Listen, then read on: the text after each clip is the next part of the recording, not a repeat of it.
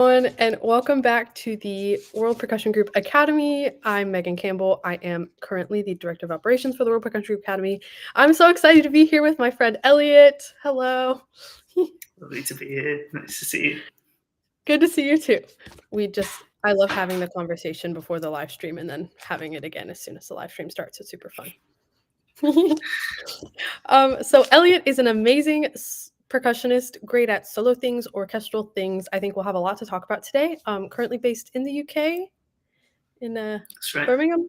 Yeah. That's correct, yeah. If you don't mind, would you be able to talk a little bit about your current projects, about where you've studied, about what you like to do right now, and percussion things? Yeah, sure. Well, I did my undergraduate, my bachelor's and my postgraduate master's at the Anton Bruckner Private University in Linz in Austria before moving to London for a year where I did an advanced diploma at the Royal Academy of Music. And now I'm based in Birmingham. I'm freelancing and I'm doing an advanced postgraduate diploma part-time at the Royal Birmingham Conservatoire.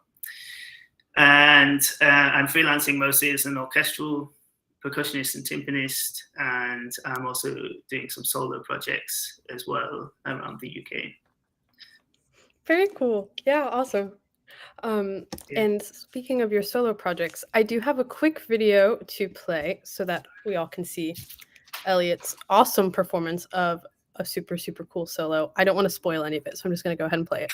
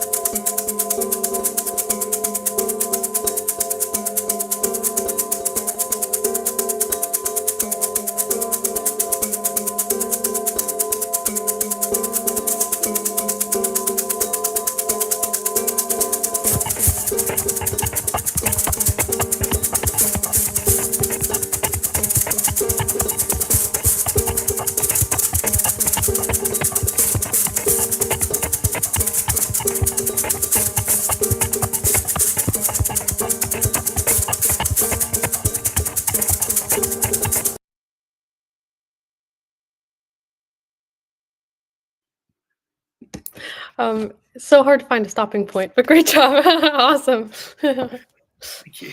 Thanks very much. It's Can I always go ahead? interesting to listen back to an older video that I've not heard in a while, a piece that I've not played in a while. Yeah, totally. What are your thoughts when you would go listen back to a piece like that? Well, there's always a piece develops over time, and I think your interpretation quite often change as well.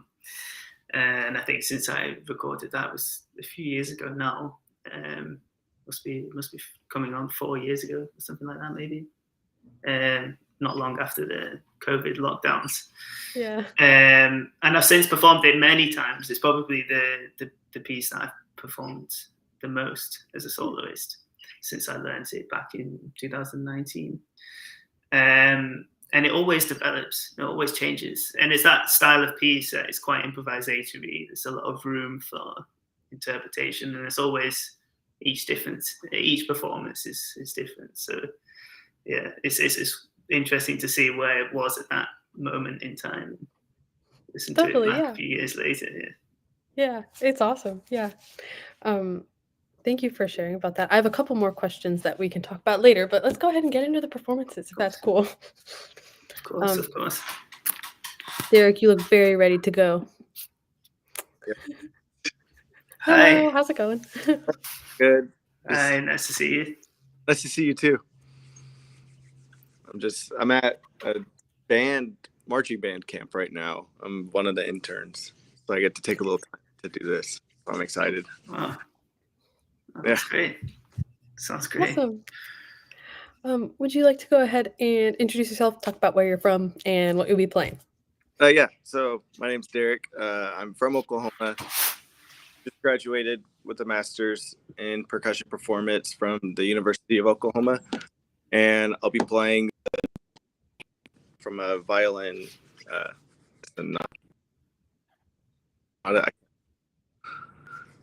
It'll be a Jeek. Okay, yes. You had a bit of a Wi-Fi slip up, but it is a Jeek from the violin partita number 2 in D minor. Okay. Thanks. Yep. Yeah, great. Look forward to it. Thank you.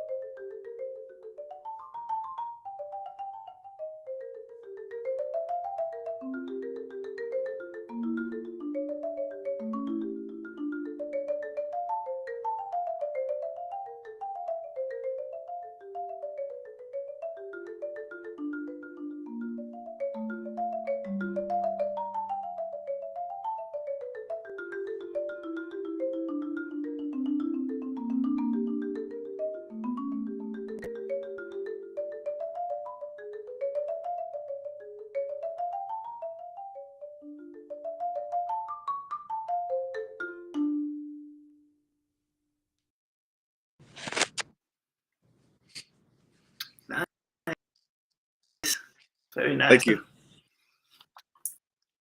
Great job.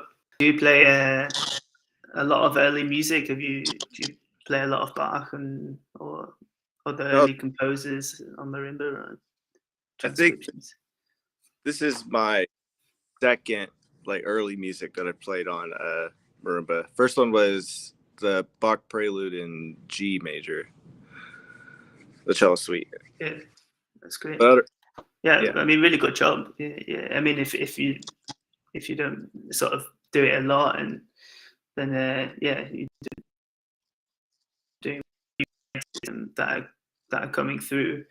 I think the main thing is just to sort of that I can suggest is a few and a few musical things, just so you can bring out your ideas a little bit clearer.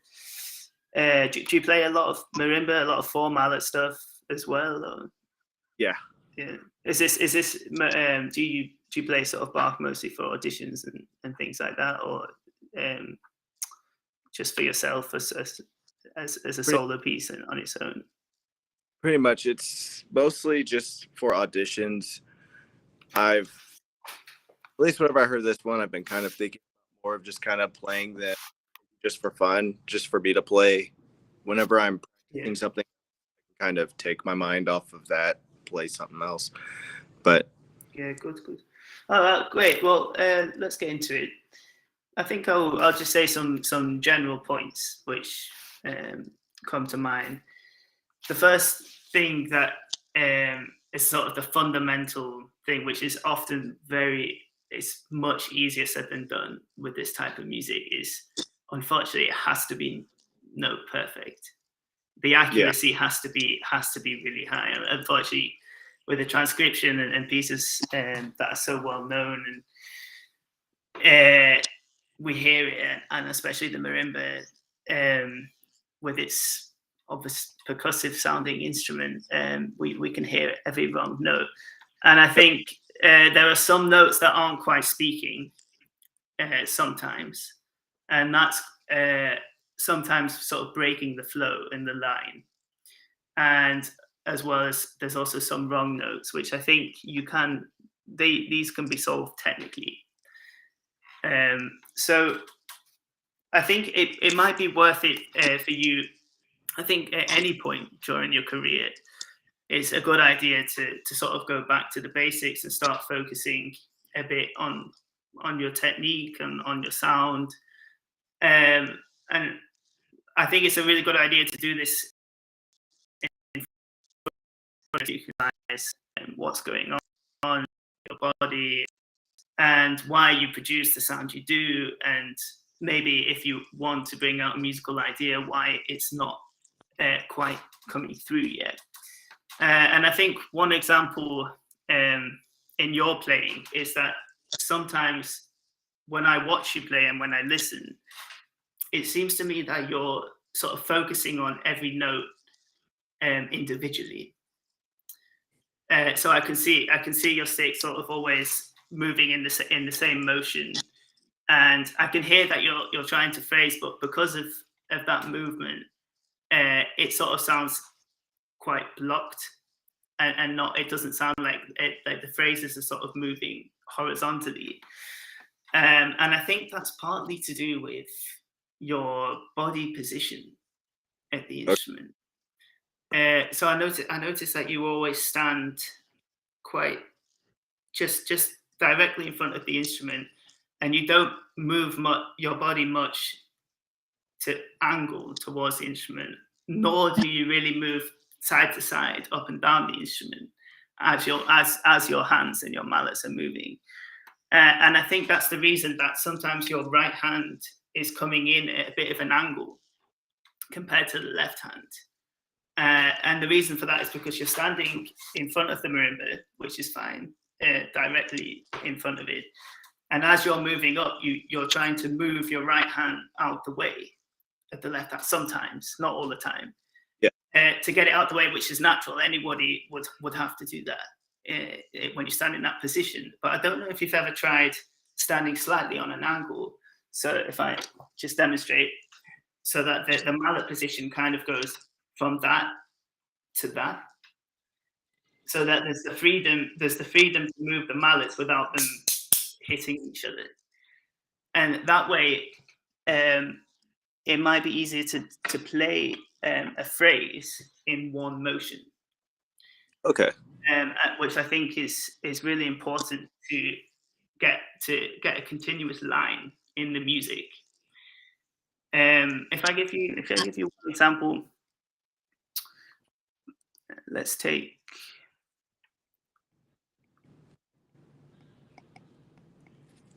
bar 13. So the way that I see you play that is very separated, everything. But what I think might help you is to try and think of it in one motion.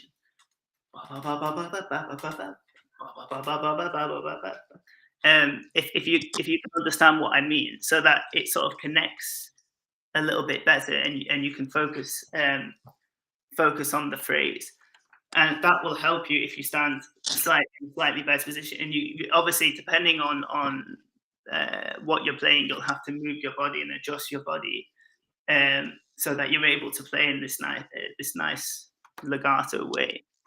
It's the first thing, and I think the technique, you sort of need to go right back and stand in front of the mirror and compare your hands, and sort of realize what the connection is between your wrists and your arms, so that you get a nice relaxed sound. Sometimes the sound is a little bit harder. It's got a little bit. I think your mallet choice is good.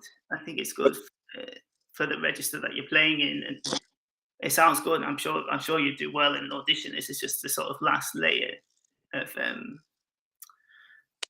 trying to get a little bit, push it to the next level. I think, yeah, an example bar 10 to 13 would really help you to try and get that in one motion. I don't know if you've considered playing this. Have you ever considered playing it with 4 mallets? I know if I were to play it, I would maybe experiment with that. It might maybe make your life a little bit easier, because there may be sections where you have less movement and less jumping around, and that might help you with your note accuracy as well. I don't know how proficient you are with 4 mallet technique. Yeah. I don't. Have you considered that? Or? I haven't considered it because mostly I've just seen most people play it with 2 mallets, but now that of course it can be played with 2 mallets. I mean, there's no running bass line. It's just one single line. So of course if it works, you can do it. I'm just saying that it might make your life a little bit easier, since there were a couple of little slips here and there. There's some larger jumps that maybe you could play with the outer mallet. And I think it's important to know that not all the notes are as important as each other. There's certain moments that you can bring out a melody, and the other notes are sort of filling out the harmony, and they can sort of go back. And I think having 4 mallets as well is sometimes easier to discern the voicing for that, if you want to bring out a certain line. But it's just something to think about, something that you can experiment with. And I think it's something that maybe might make your life a little bit easier for playing these nice legato lines. And another thing is, have you considered playing it an octave below in the register, down the marimba? I haven't thought of that, but I mean, of course, it's written in that octave. It's completely fine to play in that way. But the piece, obviously, wasn't written for the marimba. It was written for a violin, which has the obvious difference that you can hold a tone on a violin, and you can't do that on a marimba. So the lower register, it sort of lends itself more, I think. It's a bit more resonant. You don't have to play it there, but I might consider just playing around with that. Also, it might help you to keep a sort of flow and keep the line, that you have a little bit more resonance. Because playing legato, basically, because a violin can hold its tone at the end of a phrase, when we hit a marimba, of course, the sound dies away. So in order to keep the line, we sort of need to play in the resonance, if you know what I mean. Which means at the end of each phrase, if you, for example, take the very first line,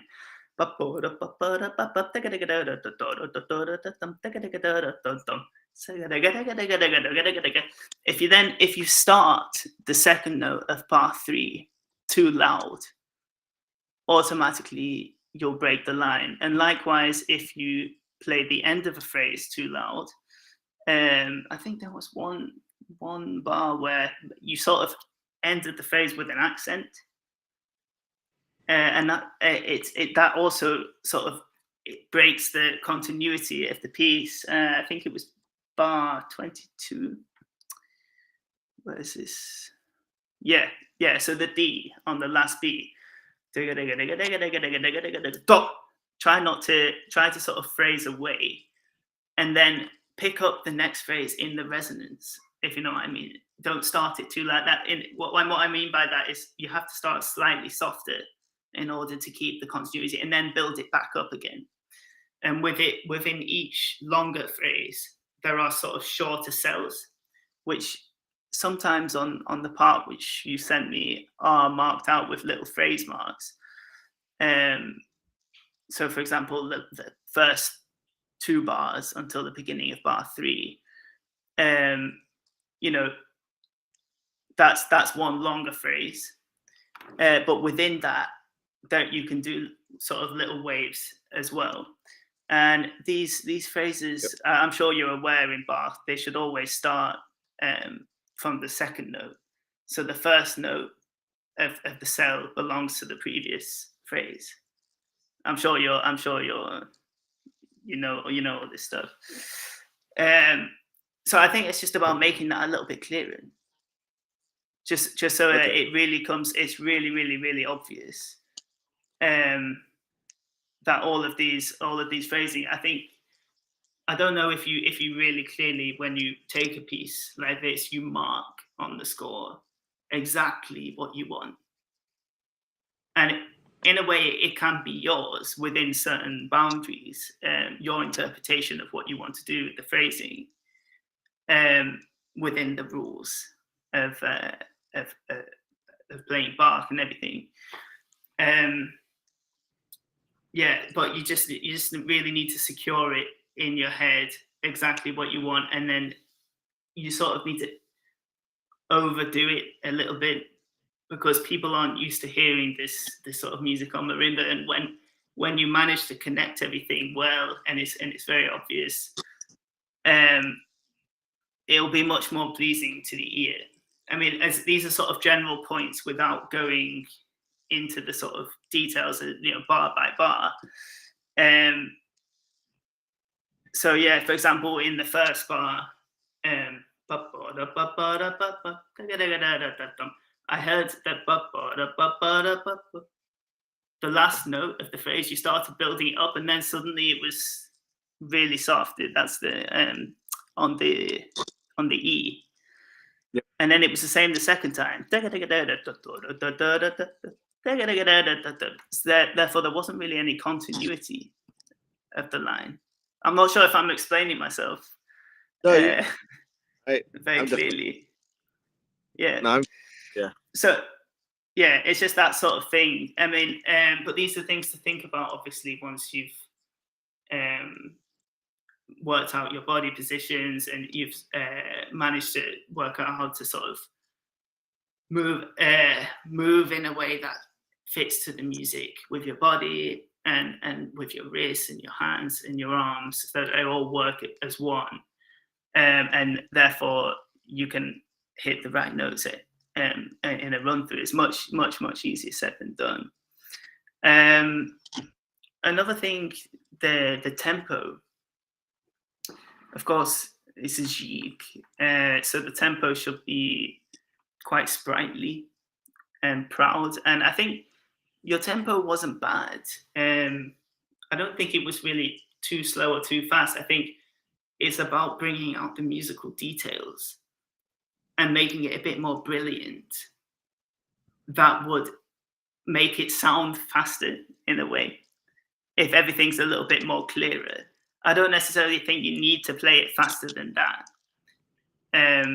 But I think if you bring everything out, it will sound more virtuosic.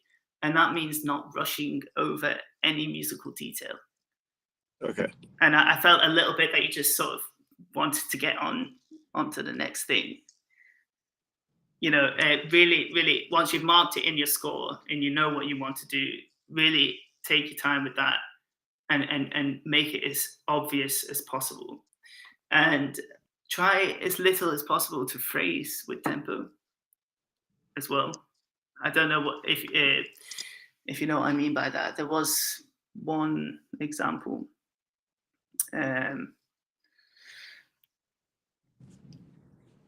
Yeah, a little bit in around bar 17. You can do some things with the tempo. So a jig is obviously a dance, so you need to stay, the ground tempo needs to stay pretty rock solid, and you can do a little bit of phrasing within the smaller cells, let's say in the longer phrase, as long as the sort of stays the same, so you're able to dance to it. Okay. If you understand what I mean. So yeah, just keep it in the confines of each cell, and I think there are a lot of parameters that you can phrase with color, and you can phrase with many different things that aren't the tempo, and I think that you should try and do that before you start playing around with rubato, especially in a jig like this, and a faster pace of movement. Yeah, and I guess you are aware that the phrasing should be from the second note. I mean, it's quite obvious in the part which you sent me as well. For example, bar 5,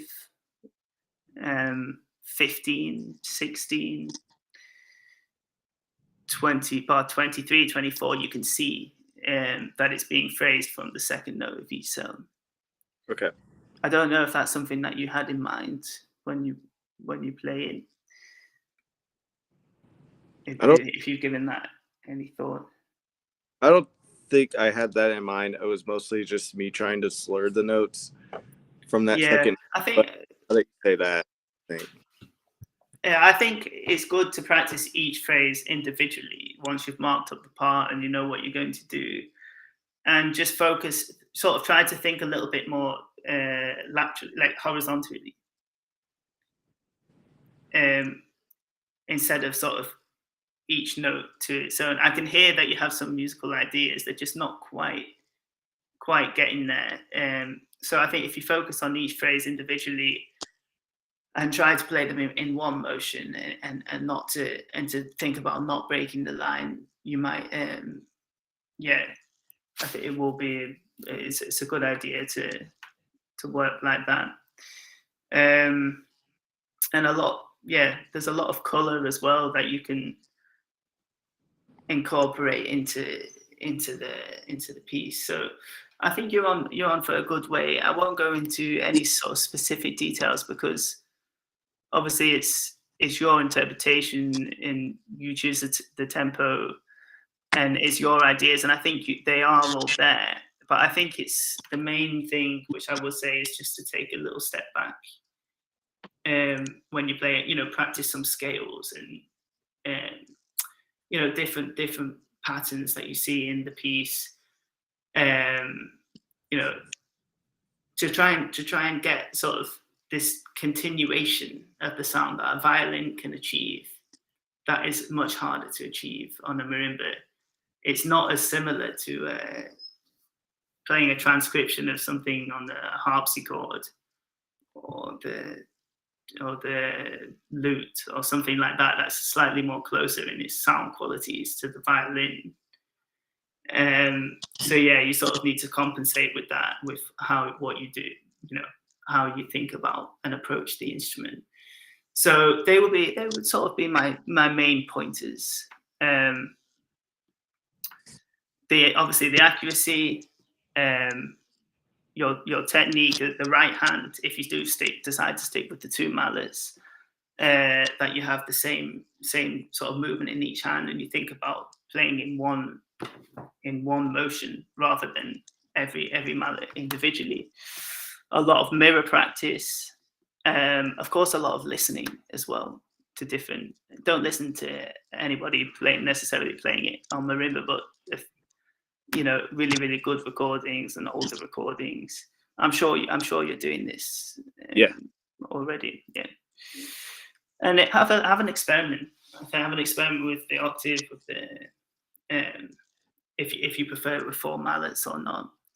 And are you playing this piece for anything in particular? Yes. Have you got any performances of it coming up? I'll be playing it this Friday for the semifinals for Great Plains, the international marimba competition. Good luck. Well, yeah, I mean, of course, before Friday, try to sort of maybe there's a few musical things. Like I would say, just to try and make it a bit more obvious what you're trying to do musically, and to try and play. Obviously, it's really easier said than done, but as many of the rhinos and to make sure that they all speak. That some notes don't speak because of a technical issue. Rather, some notes are softer because that's what you want to do. Let's say, and I sort of maybe try to think about releasing a little bit more tension as well in your wrists as you're playing. That will help you. That will help you a lot. But it's in a good shape, and you're on for it's definitely going in the right direction. So yeah, considering the amount of Bach and early music that you've played, that's a really good effort. So yeah, well done. I hope it's helped a little bit. A few little ideas for you to think about. Oh yeah, I'm definitely gonna try the 4 mallets, because especially I'm just thinking about 35 when I have to do those big jumps. It would be a lot 4 mallets, then I don't have to worry about. I think there's just slightly less movement involved. Yeah. Just like and you can bring out different voices a little bit more easily, and it might make your life a little bit easier to sort of discern, bring out a melody as opposed to the sort of running harmony, if you know what I mean. Yeah.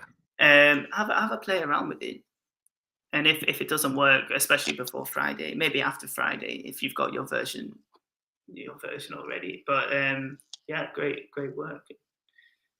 Hope to hear you play again. Oh, yeah. Awesome job. Thanks, Derek. Yeah. Okay. Noah, are you ready? We've got one more today. So we'll keep moving. Hello. Hi. Hello. Hi, how are you? Hi, nice to see you. How are you? I'm fine, thanks. Doing great. Nice. So, Noah and I actually went to school together. So I know. And so today, quickly introduce yourself and the piece you'll be playing. But you are playing a WPG tradition, I guess, which the 3 of us have all played. So I'm super excited to have all of us here today talking about this piece. But go ahead and introduce yourself, and we'll get to the performance. Yeah. So I'm Noah. I live in the Dallas, Texas area. I got my undergrad at UNT, and I'm getting my master's right now at Texas A&M Commerce. And today I'm going to be playing Rooted. I've seen your video so many times, like throughout the process of learning this piece. So I think it's really cool that we get to talk about this. That's great. Looking forward to it.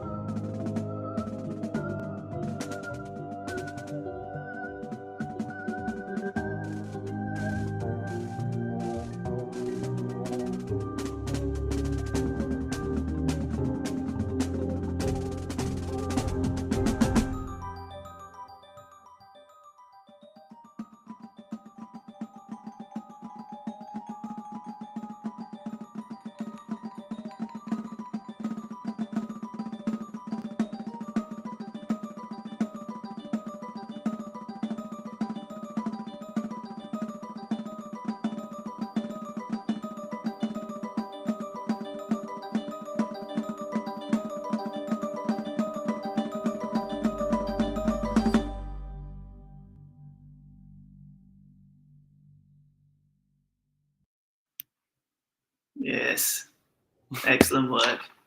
Thank Excellent you. work. It's a cool piece. Eh? Oh yeah, it's awesome. It's awesome. I bet you had some fun with it, as did I. Oh yeah. No, I think it's one of my favorite pieces I've ever played. I wish there wasn't so much rest in the middle, but other than that, like it's like I think it's one that's gonna pop up in the rotation a lot. Yeah. No, you it's excellent. You play very well. I mean, your timing, your chops are in good shape. I can see that you've done a lot of rudimental stuff. I guess in your background, and also orchestral as well. I mean, at the beginning and everything's was very clear. All your ideas are clear. Timing is there isn't that much I can say. There's only I can say a few details going sort of from the beginning and sort of work through it a little bit. But in general, your hands and everything's it's all working. The flams, the consistency, and everything is all there. So really, really good job. Yeah. So let's sort of get into it. I like your sound. I like the material that you took. It's tight.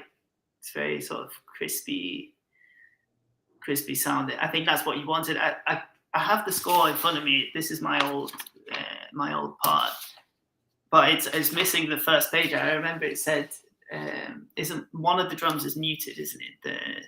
The larger one, but the other one isn't muted. The one that is with snares. Is that correct? Yeah, different interpretation, different opinions on it, but I love the fact that it's very clear and it's very crisp. And I think that sound is really going to work. But I'm wondering if you can somehow find a solution where you get the same clarity, but also with the drum sort of ringing a little bit more as well, with the resonance of the drum. That you can still hear everything defined, but it doesn't sound as like the sound is sort of almost deadened. I know it says muffled on the part, and I think it's good to take some of the resonance out so you can hear a bit more clarity. But I think it should still sound like a drum. In my it should still ring a little bit. And there are certain ways that you can tune the snare to make it. And I think on the material that you have, on the drums that you have, I'm sure you can find a solution. I know there's those snares that have the 3 or even 5 now different types of snare running underneath, and you can adjust them. And I think it is possible to get that same definition around the drum, but with also then you can open up the sound a little bit, but especially so that in the louder dynamics, it can sound a little bit more, and you can go for it a little bit more as well. Yeah.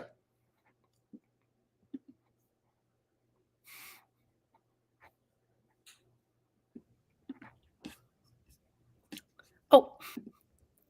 Hello. Oh, there you go. You're back. Nice. I'm not sure what happened there. Okay. Yeah, can you hear me? Yes. Yeah. Okay, good. So, sorry about that. What I was saying was my solution to that maybe wouldn't be to put a cloth over the drum. I would, I'd probably use some of those little moon gels. Yeah. I don't know if you know, because it still allows the skin to ring a bit, but it takes out some of the sound like around the edge. Obviously you're to your side, so you don't hit it whilst you're playing. Might be one solution to just so that you can get a little bit more.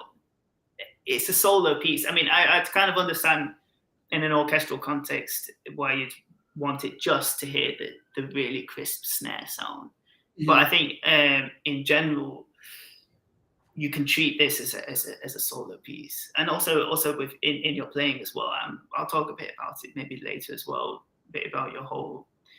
In German, they say Ausstrahlung, so the whole way. We don't really have a word for that. I guess your performance and stage presence, really, as well as when you approach this piece as a soloist.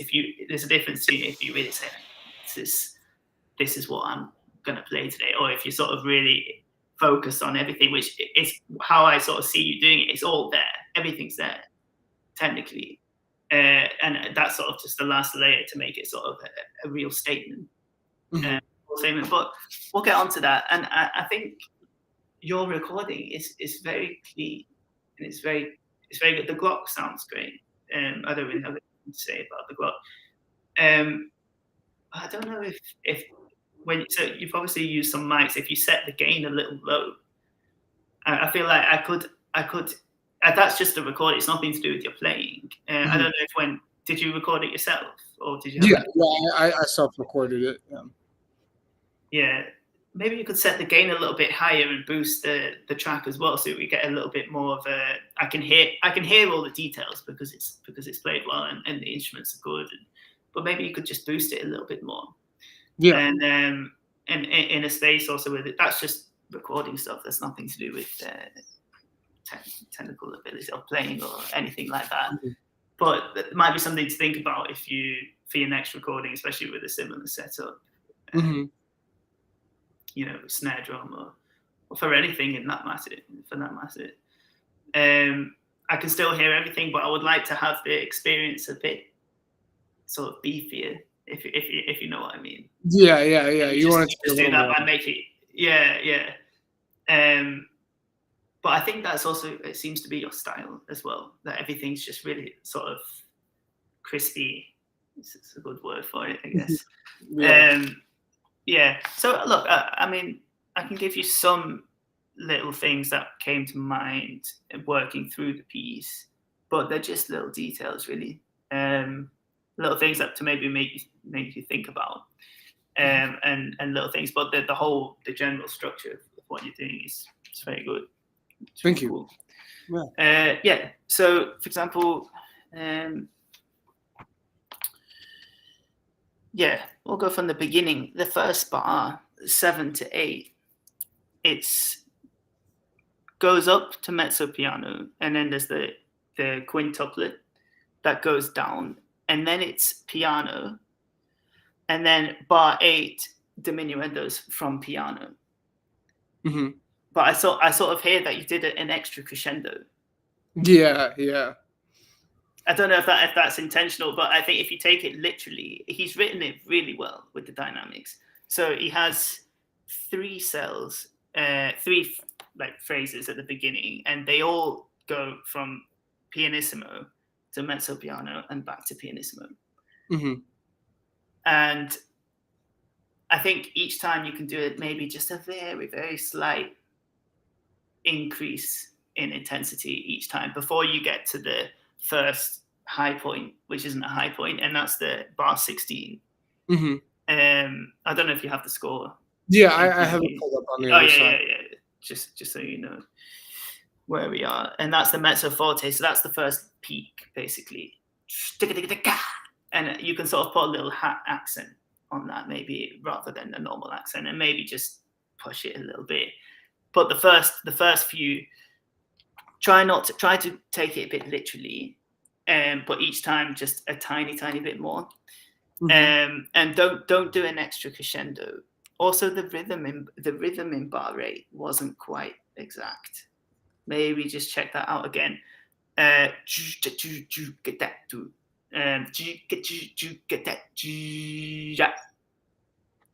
didn't hear it quite. It sounded a bit like a triplet rhythm to me. Really, really small detail. Really, really minimal. That's the first thing. Bar 12. Try not to accent the roll at the end of the phrase. At the end. There's no accent there. There's a little tenuto.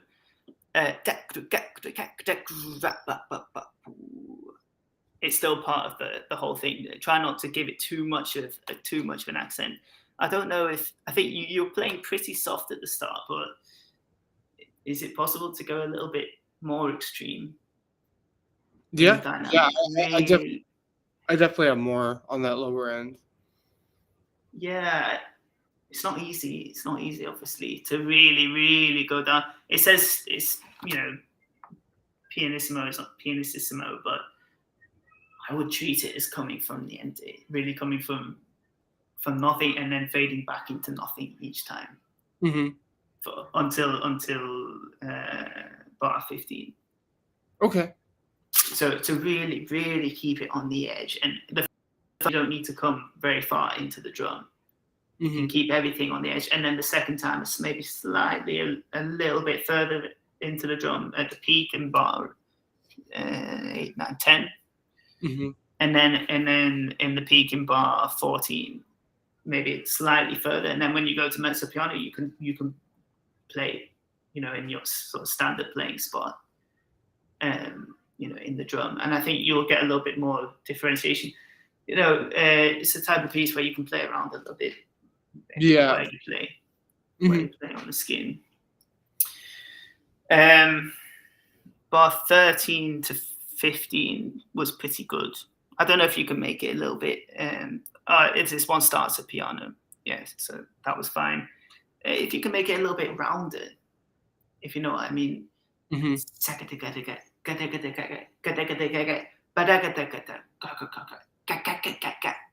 a different rhythm. That's the sort of straight semi-quavers.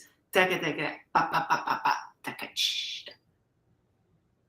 and think it like to sort of play almost more legato, more fluid.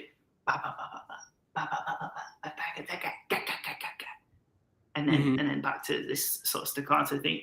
You can't really hear it on the snare drum, but the slight differences do make a difference.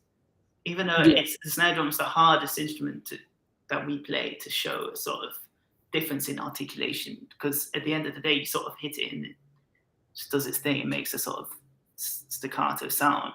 But there are certain things you can do, and I think there's another point which, once we're working through, that you can really play quite open, almost tympanic, and have quite a lot of movement in the stick. We'll get onto that, but I'd say for this section, just sort of try and make a difference in the articulation from the section before. So in bar 8, 9, 10, 11,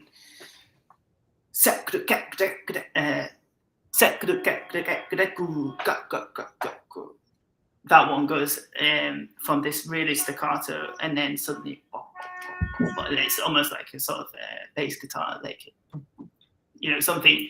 Imagine use your imagination with it, because I see that everything's right. What you're doing, and how you're playing, it's all correct.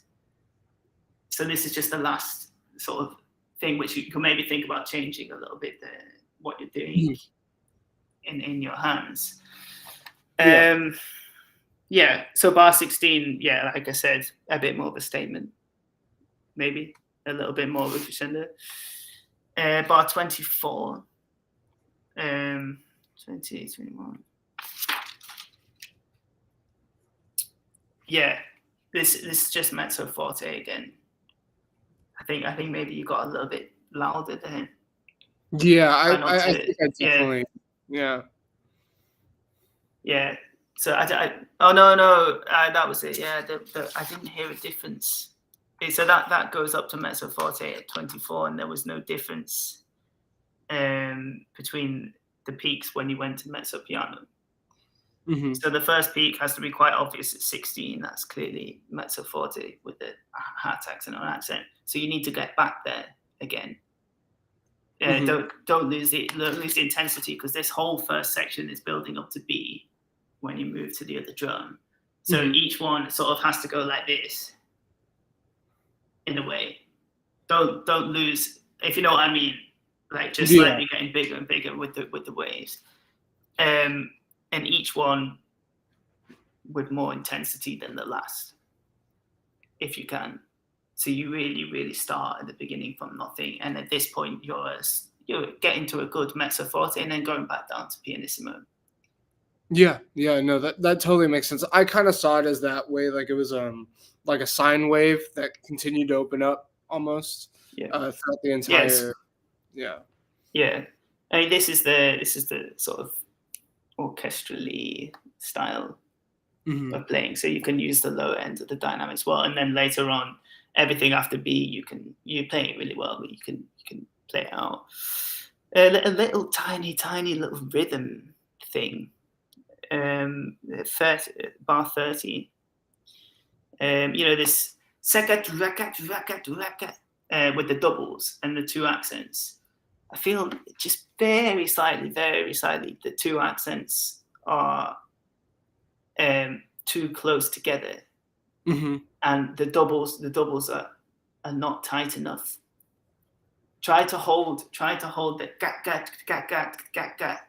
Try to hold the rhythm, so it doesn't sound almost like triplety. If you know what I mean, it's very, very small. If you listen to the recording again, you might hear it. You might not hear it at first, but really, really, really precise in the rhythm. It's not easy because it's within a quintuplet with semiquavers. It's hard rhythms stuff going to get, and you're really good. Like the whole thing is really on it. But yeah, it's the same rhythm as later on, like around bar 54. If you skip to there, that's the same rhythm. But in that instance, it's slightly slower, and you really play it really accurately. So you just need to practice that on loop a little bit more, a little bit in a quicker tempo, and that's it. But otherwise, the first section was good. And then, when you move to the drum, I understand you play that with one hand, and then into B. Is that so that you can turn the? Yeah, it's just like you get the snares off, and then. Because I remember it's a really quick change. That it is possible, actually. It is possible. So I was doing it. I think I played it with two hands because I wanted the roundness of it, like the and then into the next section. But yeah, it sounds good. It sounds good. You can keep it. The next section. Isn't that a great deal to say? The flam consistency and everything is good. You've got good hands. The Swiss Army triplets and everything is all there.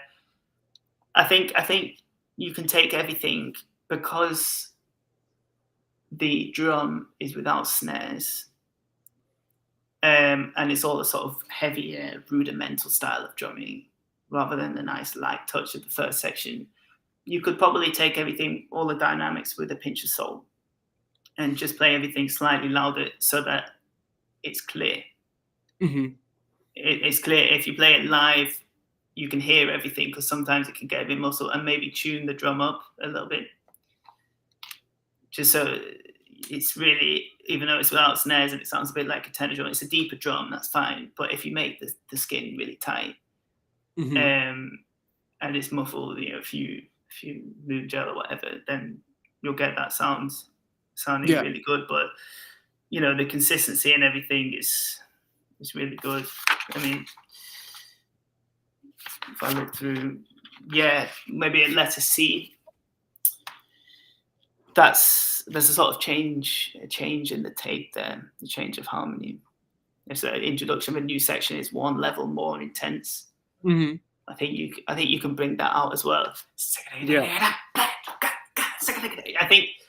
I think in your performance, don't be afraid to open up a little bit more and exaggerate it a little bit more. I think right now you're playing within a box which is pretty wide, but the possibilities of the instrument, you can widen it by quite a bit more. And exaggerate by quite, like your high dynamics can be quite a lot more. And I think at the end of the whole section as well, from 67, the whole of bar 67, 68 leading into D can really go for it there. That's the big climax of the first 3.5 minutes or something. The whole of the first section. Open up the sound. And there's one opportunity, there's one cool thing around, these sextuplets at 59. Yes. So I don't know.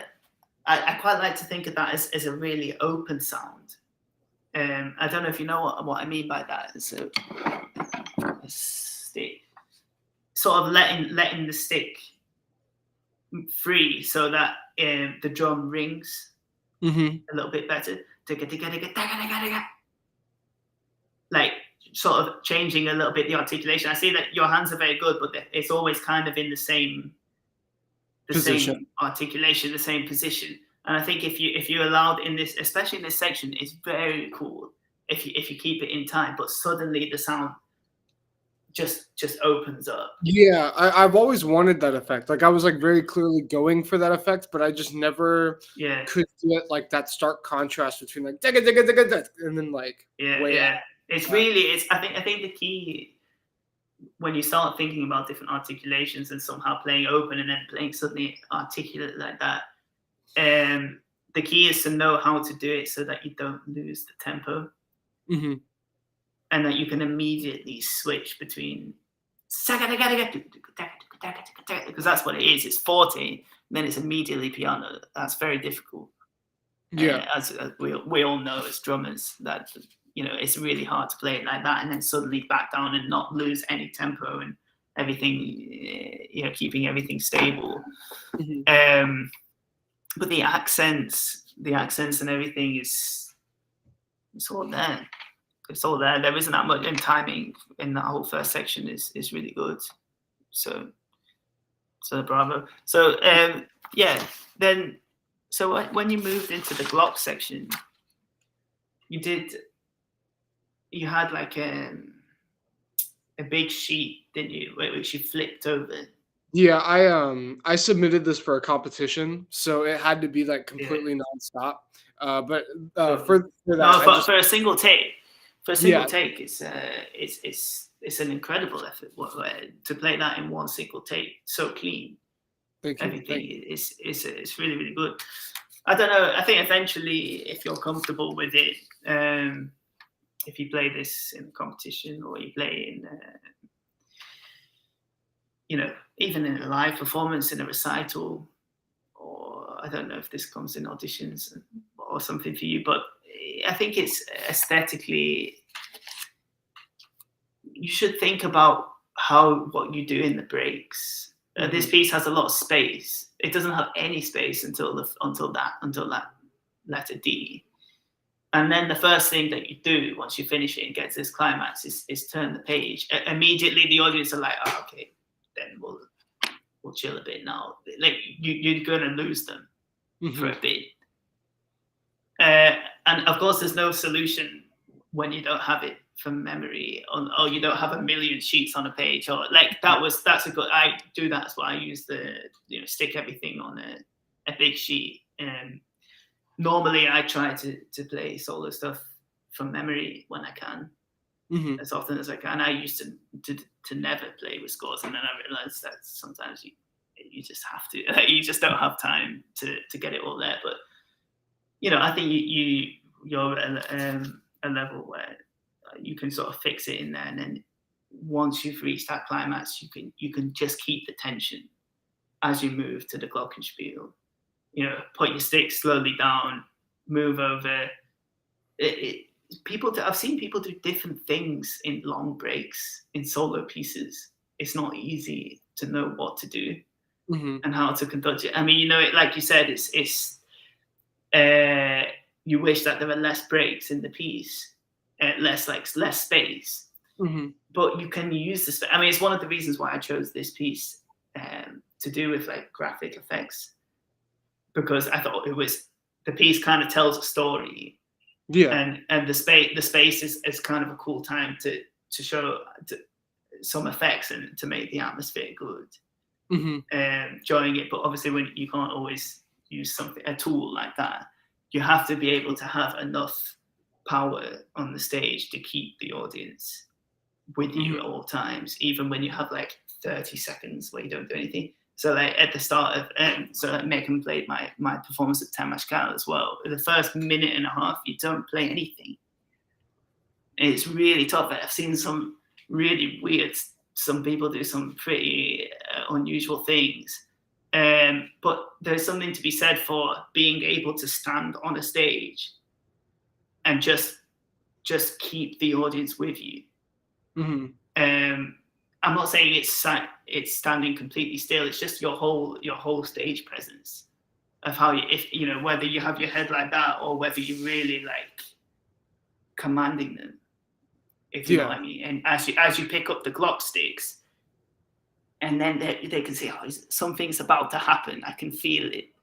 Instead of, now he's turning the page, and now he's going over to the glockenspiel, and now we don't really know what's going on because there isn't much going on in the music. If you know what I mean. This is something that you can practice in when you practice this piece, and when you do your like run throughs, or before you take it to a competition or something like that. Even if the audience don't realize it, they do. They can sense it. You can feel that the tension is still there. So yeah, try it if you can from memory. I'd recommend it. Yeah, no, I can definitely do that. Yeah. Okay. Well, yeah. Yeah, the glockenspiel was. I liked your material. It's the glockenspiel itself, the mallets, and the way you played. I think that very, very, very slightly, the first note wasn't quite together with the tape. I know it was a single tape run through, but I think to me it sounded a little bit like a flam. I'm being very pretentious and picky. Yeah, no, it totally was. I remember I hit it and I was like, man. But it was like those. No, but it's just. Yeah, it's just because your timing is so good, and like the pulse and everything is so there that you can make that edge to it. Because when it really locks in, it's so powerful. It makes the piece so much more powerful. And I think if you play this in a nice motion as well, and you did it, but you can exaggerate it a little bit more as in a nice round motion. It's sort of you continue playing as you come off the instrument. But it was if I was listening to that as a recording, it's all good. And the next section from F, I think you could play a little bit more solo. Nothing else is going on in the tape. It's just you. What was very impressive was the end of that section, bar 105. The flams. Oh yeah, that's not easy. The flams. It was so hard. Yeah, that's really, really not easy. But you played it as written. As impressive. That's a good effort. Thank you. So technically, you have the ability. Maybe your doubles. I think they sound good. They're clean. Everything's clean. It's just that I think you're playing. Maybe you are sort of trying to bring out the doubles, but I still feel like you're playing a little bit with the bounce. You're letting it bounce rather than controlling the second double. And I think the first time that I really heard that was the difference between the triplet and the semi-quaver, or for you it'll be 16th notes. I've gone back to the whole British way since I got back. So the difference between the triplet 8th notes and the 16th notes in bar 99, where I am here, is the doubles.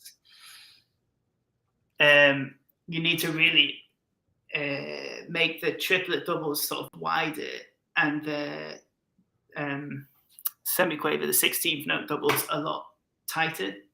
And you can do that by really, really controlling with the fingers, controlling the second double. And there's some exercises you can do sort of on the pad that get your fingers working. You probably do them all already.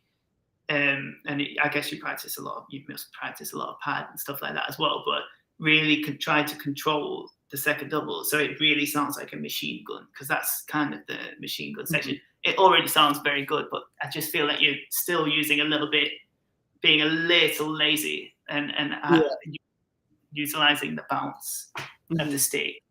Yeah, no, I totally am. Yeah.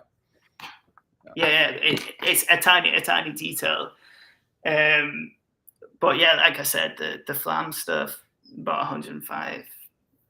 That's probably the hardest bar of the piece, I thought, especially in a soft dynamic as well.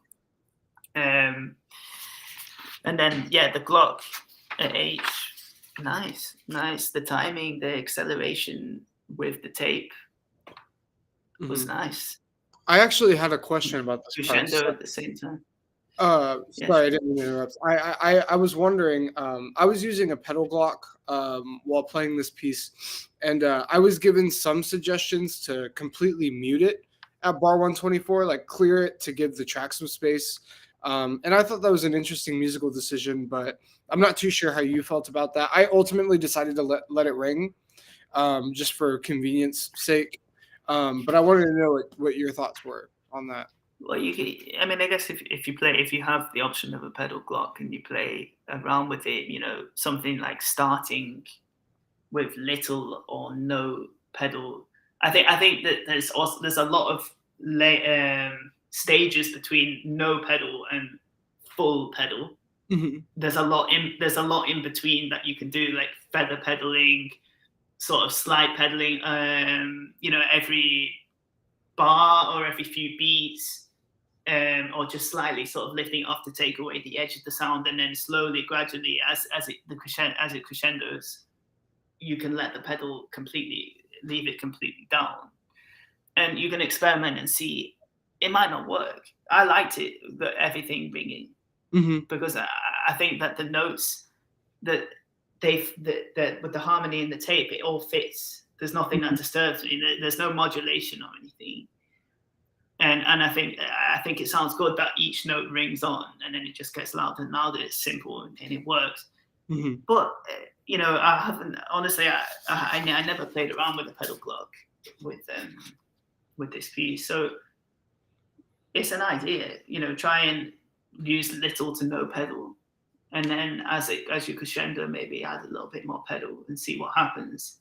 Mm-hmm. And if you don't like it, do it as you did it. I think it works as you did it. But also, if you're playing a different acoustic, if you're playing in a big hall with a wet acoustic, a ringing, a lot of sound, a lot of a reverb in the hall, and it's a big hall and there's people sitting on the back on the top row, you might need to use more pedal if you've got the option of a pedal Glock, so they can hear exactly what you're doing at the beginning. If you're playing in a dry space, the opposite. Yeah. So that would be my take. I think it depends a lot on the space as well. Yeah. Well, thank you. That helps. For the recording, and in the fact that you did the recording in such a dry space, it was probably not that big a room, I think, because I couldn't hear much reverb. Mm-hmm. There was no acoustic. It didn't sound like a hall to me. So what you did worked in the context of your recording. Okay. Thank you. Yeah, I hope that answers your question. But the timing and everything, and also when you started to crescendo and do the excel was correct. So you're very well. You've checked everything out. And moving on to again, this is also a kind of climax of the second section going into the third section. The second section is a bit wavy and a bit slow and atmospheric, and then it's back suddenly, and then it's like sort of rock and roll again. Mm-hmm. But then I felt that you were playing kind of in the same way as you played sort of around the middle of the first section, and the rudiment. I sort of want to hear something else now. I don't know what you can do to give it more excitement, more intensity. Certainly, the dynamic, the forte dynamic. Mm-hmm. Don't treat that as a forte. Give it like almost like a drum kit style. Yeah, a drum kit sound.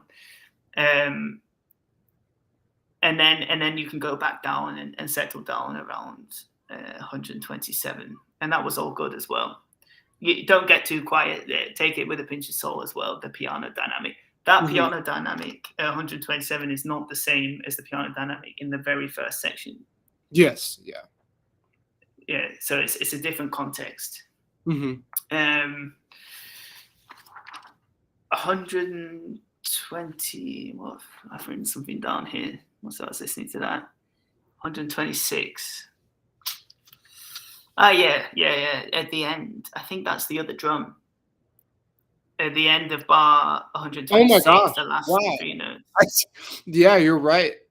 Yeah, I didn't even notice that. That's crazy. Yeah, it's easy to miss. It's easy to miss because it's just those 3 notes, and then it's back onto the one with snares.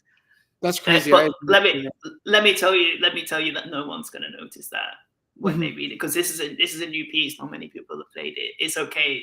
You'll get away with something like that, but I'm just letting you know that that is the way that it's written. Wow, thank you.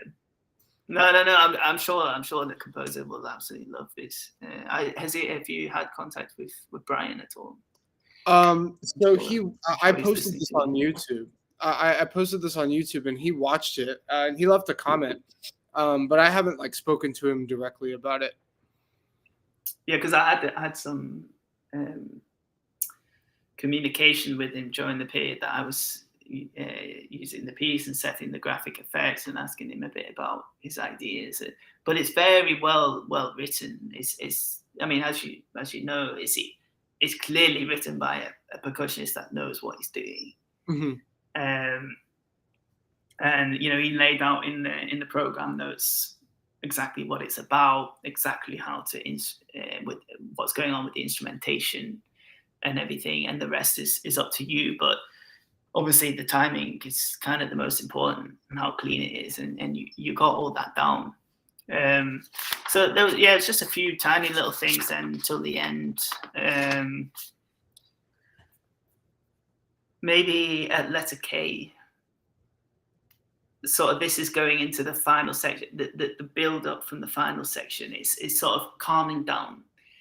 Ba, ba, ba, ba, ba, ba, ba, ba, ba, ga, go, go, go, go. Before you go into the next section, I think the buzz, that little buzz, can be longer. I mean, even if you play it with one hand, I don't know if you played it with one hand, or did you just? Yeah. Even if you play it with one hand, let it bounce. Let it really milk it there, because that's really cool. Let it bounce right till the last buzz, as long as you can before you have to move to the other drum, with enough time. And then the roll and the second bar of K, you can start again from nothing. So it's sort of like a recapitulation. It's sort of reminding you of what came at the beginning of the piece, before it gets back to the final climax. So you can sort of go back down and then start doing your steps slowly back up. And from bar 159, really, once the music sort of starts getting going, from there it's just full intensity. Keep building in intensity until the end. Your chops are very good at the end. Timing, very good. But at the end, it's full. It's full. My old teachers say "folle Kanone," which is full, absolute. All the stocks come out at the end. And I think, obviously, you risk overpowering the drum, and the way, if you get too loud, but the way you can avoid that is again by sort of letting the stick free. A little bit,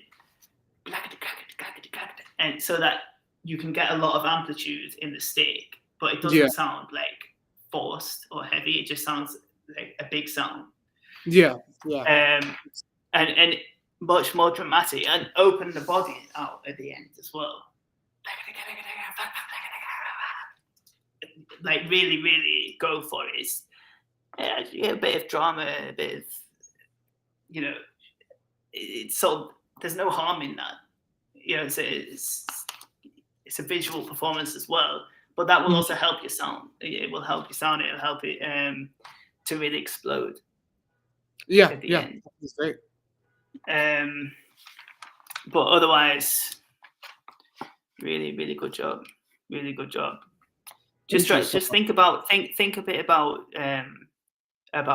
playing as a soloist as opposed to playing as playing a piece right within the box. The details are all there already. I've just given you a few little things that came to my mind. Mm-hmm. But I think my general advice would be to approach this a little bit more as a really soloistic piece, and you're commanding the tape, not the other way around. So the tape is playing with you and not the other way around. But otherwise, yeah, great job, great work. Very impressive. Yeah. Thank you so much. Yeah, I definitely noticed that when I strive for accuracy, I focus a lot on motion. And I think it's I'm so focused on the motion that I don't allow myself to make a little more creative decisions with movement. Like I don't get to exaggerate feeling as much. It's not it's really not easy once you start getting into the details. It's much easier to listen to somebody play and you notice it when you step back and when you're not inside the piece and in your own head and working everything out. But that's the last step. Is sort of the decisions that you make in terms of making it into a performance. Yeah. And practicing that in your normal practice and also in like your performance practice. Let's say when you play it for people and you're preparing for whatever you do. You said you're doing it in a competition, or you did it in a competition. Yeah, or you submitted it for a competition. Yes, I won the Black Swamp snare drum competition with this one. And then Rock and roll. pretty much after that, like I'm just gonna use it as I want to have like a small recital program kind of in my back pocket to take on like a little tour or something. I like to play for high schools around the area, so I kind of want that piece to just keep popping up. But it feels really consistent and good in my hands. So that's great. Yeah, no, great job, great effort. That's keep going. You're doing it all right. Thank you. Yeah, great job, Noah. Thank you. Thank you. And if I may add something super quick to this rooted discussion, as this was one of the first pieces I ever did multiple performances of, Noah understands. We a lot of the time in our school, you kind of would do one performance and then you were done. So rooted was kind of my first time doing it a couple times, and it definitely has, first of all, some super unique performance challenges, especially if you're not super comfortable with yourself as a performer, which I was not when I started this piece. So I was like, in those moments, you realize, oh my gosh, everyone's looking at me and I'm not playing and I have to wait here space between the sections, yeah. And it's like, my recital, it was really awkward. Like you can. I me played too. I played it off. But you can really. This is something that you can really train. You can really practice it. It's not something that you have or you don't have. It's definitely something that can be learned. This stage presence and I think it's something important in our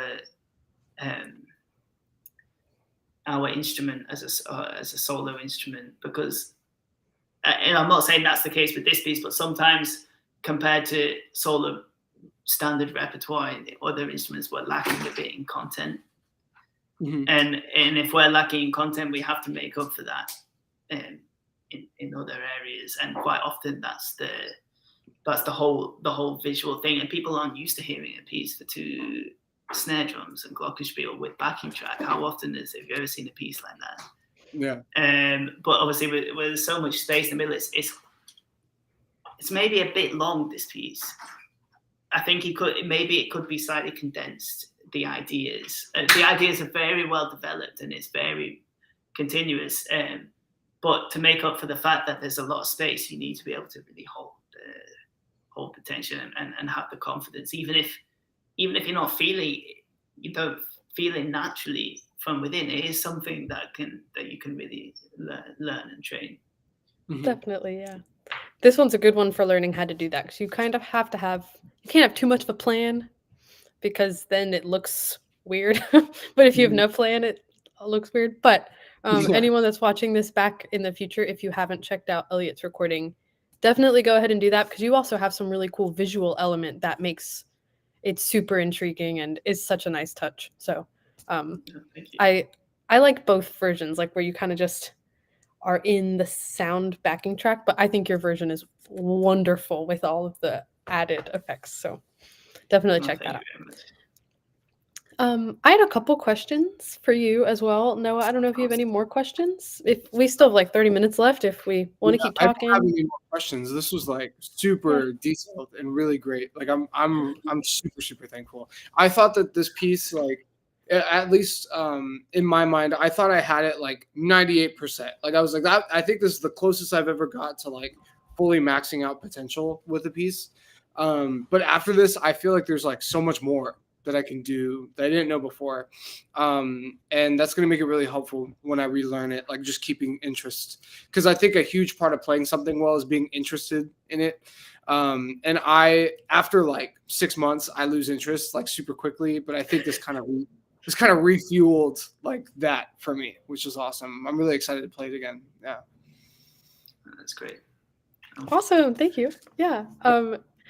Do you mind hanging out for this quick Q&A session? See if anything maybe comes to mind. Yeah. Or Elliot, if you want to end early, that's okay too. But I do have a couple things I think we could talk about. No, it's no problem. I might just nip quickly to the toilet if we can make like a 1 or 2 minute break, and then I'll come back and answer a couple of questions if that's okay. Yeah, of course. So I'll be back in 1 minute, 2 minutes. Okay, I can take you off stage. Nice. And then there were 2. And then there were 2. There are also 0 viewers on the live stream at this very moment. Oh, really? Nice. So this is for the WPG archives. Nice. Yeah, there were more earlier, but yeah. So you played Rooted on a recital as well as in a recording. Yeah. Is that correct? Thanks. Yeah, I played it April 2nd at my recital, Yeah. and then I recorded it. I let it go for like a month, started picking it back up. Because I think I didn't realize the Black Swan deadline was so early. I thought it was like late May. Like for some reason I thought it was May 23rd. And I was like, oh, I'm chilling. I'm not going to start playing it again until like the 10th. And then I think on like May 2nd, I was like, oh yeah, like I gotta do Black Swamp. It's been a month since I played it. And then I looked on the Black Swamp website and it was like due date the 13th. And I was like, oh boy. Oh! So That's so funny. Super quickly. And I recorded this like on the 12th and like submitted it like that same. That's really cool. Yeah, it was awesome. Yep. Did you know that if you are not enrolled in a school in the US, you are not eligible for Black Swamp? Really? Because I did not until I went to look at it, and then I went, oh, I can't do this one this year. So you can't even like be like in a European Masters and do it? I don't think so, if I read the requirements correctly. So keep up the Black Swamp while you got it. Yeah, cool competition. Yeah. No, I gotta max that out. I'm really interested in knowing about more online competitions. I feel like I'm really strong with recording, and I never considered myself to be a competition guy, but like simply just doing the Black Swamp thing makes me feel more confident for live competition.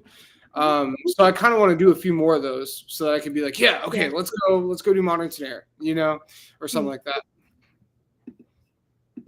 Definitely. And the competition thing is actually something that was some of my questions I had for Elliott. We started talking about competitions while you were gone, so ready for some questions. Sorry about that. No worries. Thanks so much for hanging out for a couple more minutes while we talk about a few things.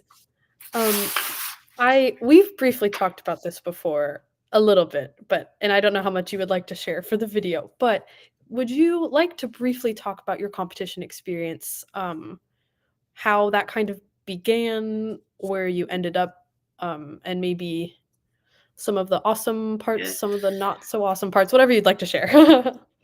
Yeah, no, of course, of course. I mean, I think I was relatively young when I started with competitions on quite a significant scale.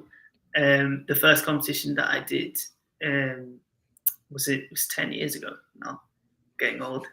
It'll be 2014. That was the BBC Young Musician of the Year in the UK, as well as I was still studying here. And once you get to the sort of category finals, so for me, the percussion final and the semi-final and the grand final, the concerto, are all televised.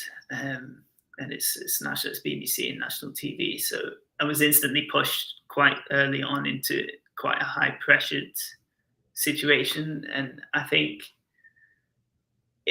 for me, it was sort of a turning point for how seriously I took solo percussion repertoire, because before that point, I mean, I was 14, 15 when I started preparing for that. Obviously, I didn't have too much experience playing sort of difficult repertoire and playing on such a scale that you go into a national competition like that. And I was just sort of pushed into it. And I think I dealt with it relatively well with the pressure, and it was something that I felt that I wanted to develop further. So the following year, I did a competition in Linz in Austria, which is the Percussive Linz International Marimba Competition, which was previously held in Salzburg at the Mozarteum. And the year I did it was held in Linz. And that was where I met my former teachers that I studied with in Linz. And that sort of sparked my interest in marimba and in solo percussion literature. And I covered a lot of solo repertoire during my studies in Austria. And I went for competitions, eventually like Trump in 2018. And also I prepared for ARD, which was the following year, 2019. And since then, I did the Yamaha Scholarship, Music Europe Scholarship Foundation competition. And I think to varying degrees of success, really, everything. And sometimes you feel that you really do everything right, and you put everything into it, and you feel that you played really well, and it doesn't go your way. And sometimes it's the opposite, and it does go your way, although you feel that maybe, I don't know why, because this, that, and the other wasn't good. And you start to analyze, and I think you can learn a lot from each experience. And I think in the last few years, I've shifted my focus more towards auditions, and in the orchestral world, playing a lot of timpani and orchestral percussion, and that's a whole slightly different ball game. But there are many things which, many similarities in how you prepare for something like that. And I sort of analysed the process so much that I actually wrote my master thesis on competition preparation. And I think it's mostly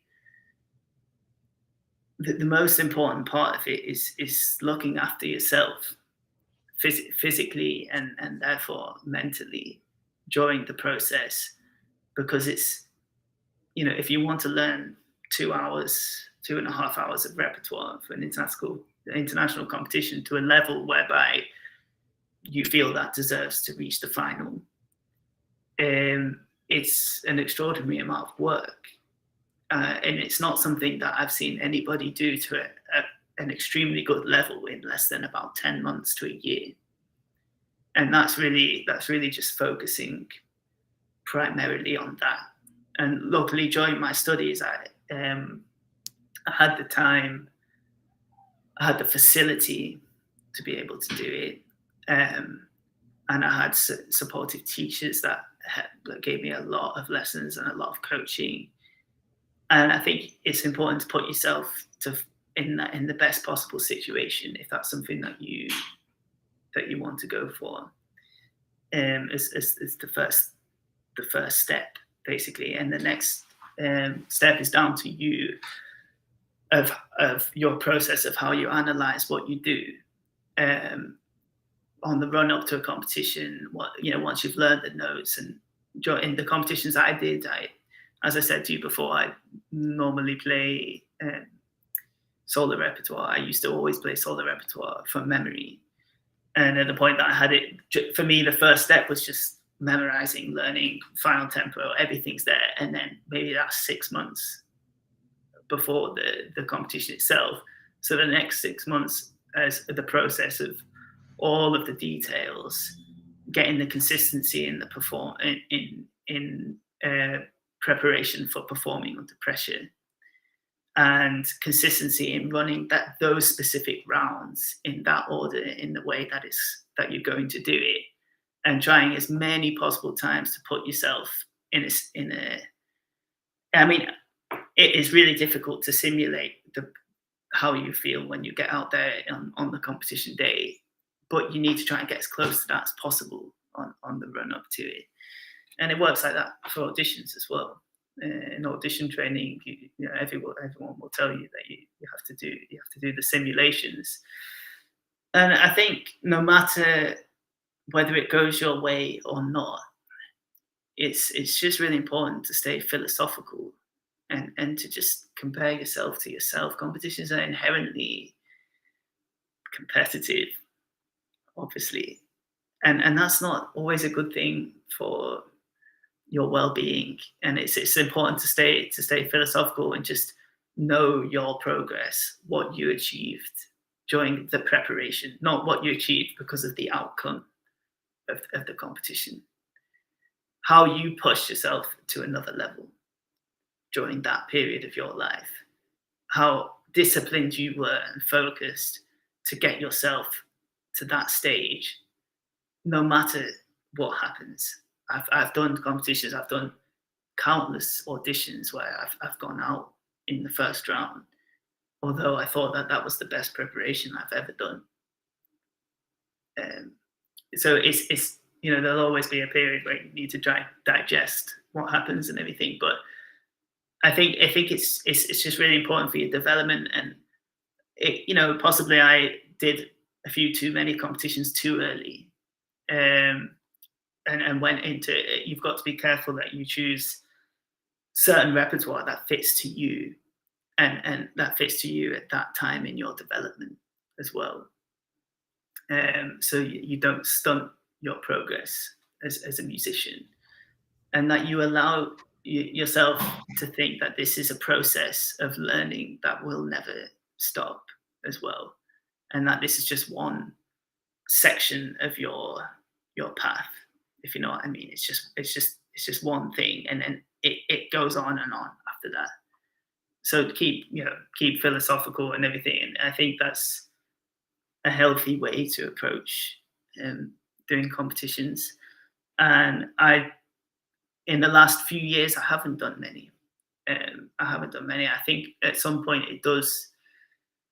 I mean, there are certain age limits as well on competitions. I think for most of them, I'm still quite within the boundary, but I feel that that's a period that, if something comes up that I really feel that it is right for me at this time, I would consider it. But at the moment, I've taken a step back from doing solo competitions, but I'll always be grateful from what I learned in the process of all of the big, especially the big international competitions that I went for. So it's certainly worth considering if that's the route that you want to go down. But yeah, look after yourself, Joy. It's really, really important that you're in a good physical and mental state on the run up to something like that. Yeah, thank you. I think that's also a really good. I try to, at least with my students and people that I speak to, I always try to share that as well, that I started performing a million times better once I started sleeping and not making everything. The fundamentals are extremely important. Yeah. The fundamental, because I think it sounds very obvious, but it's surprising the number of people you see that that know it. They know it textbook. What eating, sleeping, drinking, and hydration, exercise, everything that goes with being in a proper physical and mental condition for optimal performance, but they don't do it. And it's surprising how they can say it to other people, but they don't do it for themselves. And so it's really important that you get past that and that you really take it seriously and look after yourself. Because competitions are intense. They were the most intense periods of my career, and auditions as well. I treat auditions in the same way that I treated competitions.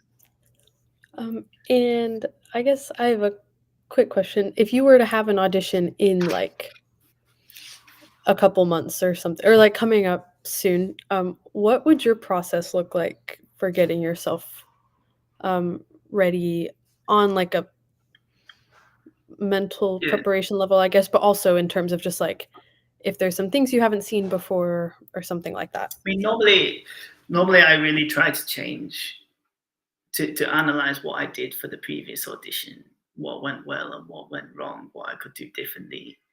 And it changes slightly until you find the perfect way that fits for you, where you know you can go and nail it on the day. But fundamentally, with auditions, the very first thing is to listen to as many recordings of the excerpts as possible, as many different parameters, and especially if there's a recording that the orchestra you're auditioning for, if they have a recording of the piece, that's also very useful. But as many different recordings of every single excerpt that you can find, basically. Do your background research, know what's going on, not just for the excerpt, but also for the whole piece. Know the context. Know that for me, the research period is probably the longest part of the audition period. And then it's learning the notes, which obviously auditions are, once you've learned the sort of standard stuff that keeps coming up, there's normally only a few things extra from audition to audition that differs. Some lists are like that, and some lists are pretty small, and there's not that much to do. And if you had a whole month of just preparing for that, you'd probably go crazy, because there's only like maybe 9 or 10 short excerpts, and some of them are 20 seconds long. It's not like 2.5 hours of hardcore solo repertoire for when you go to a competition.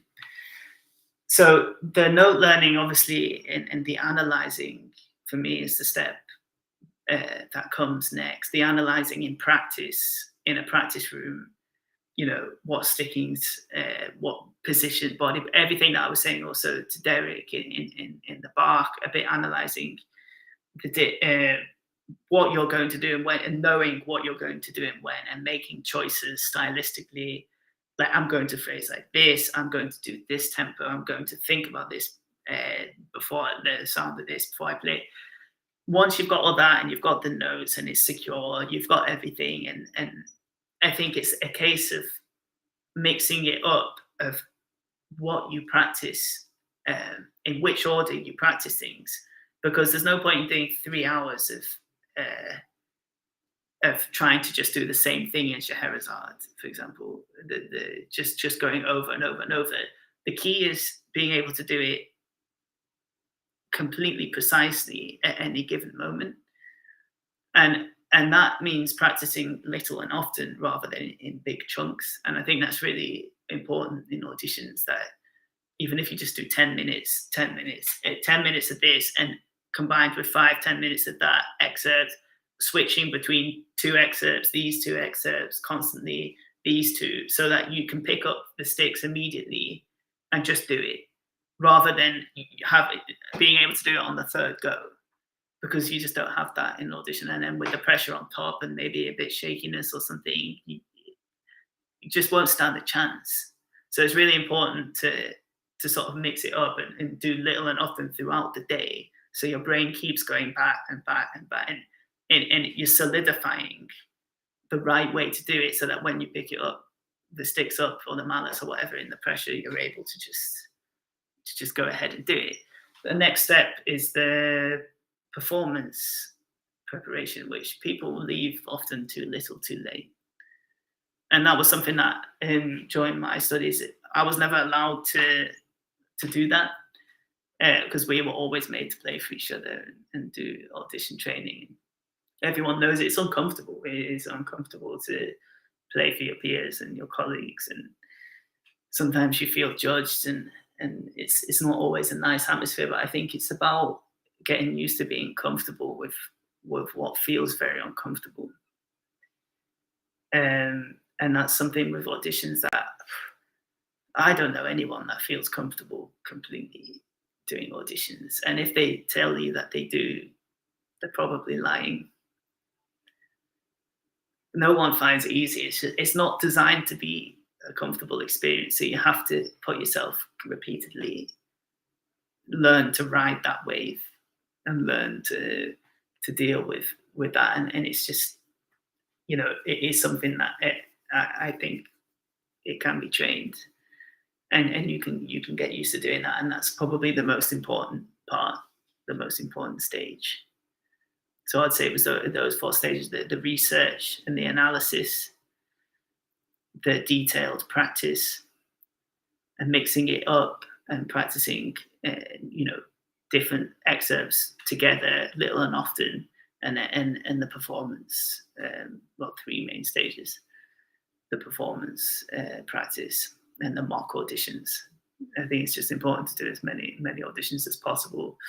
If you had asked me a time scale of how I do that, I wouldn't be able to tell you, because I never really record, like I said, it has to be like this. You sort of do it as you, depending on different lists as well. And when the different orchestras send out the list, like some orchestras send it out 3 weeks before, and you have no idea what it is. So you have to do it in those 3 weeks. There's no other choice.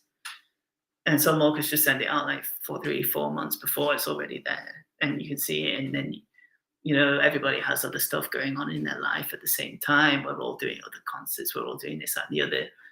It's about fitting it around your life and not fitting your life around the audition preparation in a way. And the life should come first, and that time is done. Now, this time I'm focusing on my practice for the audition. And you've got to be pretty savvy about it and organized. It's mostly about organization, I guess, and discipline as well. It's tough, but that's sort of maybe a bit of an insight overview as to how I sort of approach it. But as I said, I try to analyze what happened before if it didn't go well. Sometimes it's things are out of your control. Many, once or twice I've just got ill before an audition, and I don't recommend that. But I went and did it anyway. But I don't recommend doing that. So you got, like I said, you got to be philosophical about it. Some things just simply aren't in your control. Yeah, totally. That totally answered my question. Thank you. And I think I'm ready to end the live stream if you are ready. Thank you so much for all of your feedback. That was so awesome. Thank you very much. Some great playing. Really, it's always really interesting and it's great for me to see people from different backgrounds, different styles, and a different approach playing so well. And thank you so much for being I hope here. to see you play again soon. No, thank you for having me. Thank you. Thank you. We'll go ahead and end the live stream now. Thanks again. We will see you back. Great.